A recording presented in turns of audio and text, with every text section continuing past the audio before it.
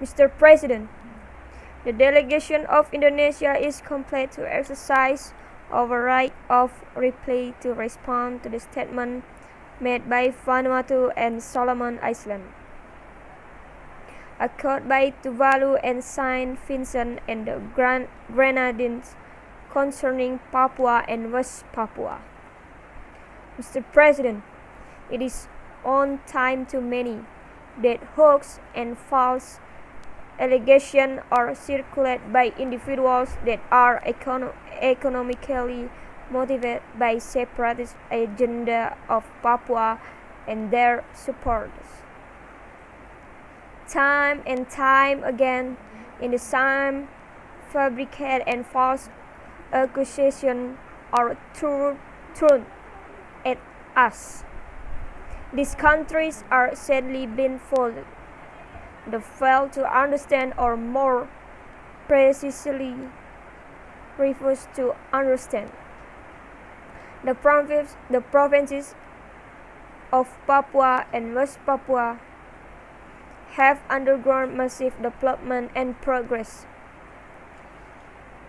During the past 3 years, 4,325 kilometers road were built, 13 new seaports, 7 new airports, 2.8 million Papuans have free basic health care, 360,000 Papuan students have free education, with the economy growing at 9.21%.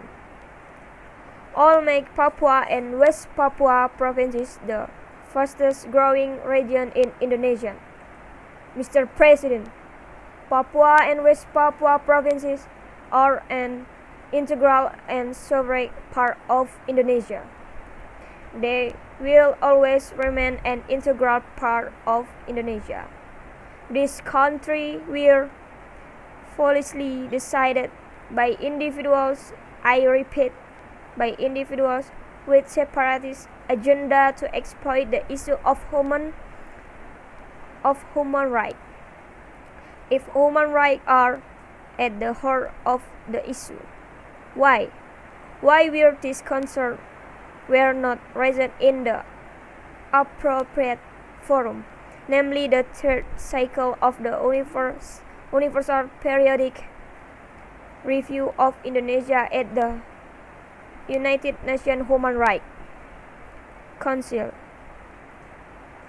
If Indonesia has anything to hide on human rights issue, in this day and age of open technology, by now everybody will know if such accusation even exists. Mr. President, Indonesia fails to understand how countries continue to support activities of separatists in other countries. Or is this a way to hide from one's own domestic problems? Are these countries' human rights track record perfect? Obviously, their motivation and this august body is to dismember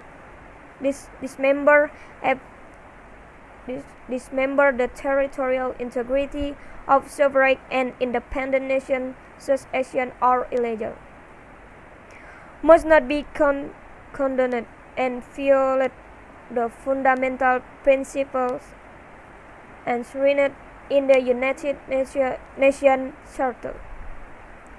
We cannot let this happen. We cannot let this continue on. Indonesia categorically rejects all accusations made by this country and the individuals with separatist agenda operating behind them. Mr. President, I would like to conclude by quoting an old proverb in Indonesian that says, "Menepuk air di dulang, terpecik muka sendiri." Or loosely translate to, if you slap the water in a bucket, then be careful that the water will splash all over your own face. I thank you, Mr. President.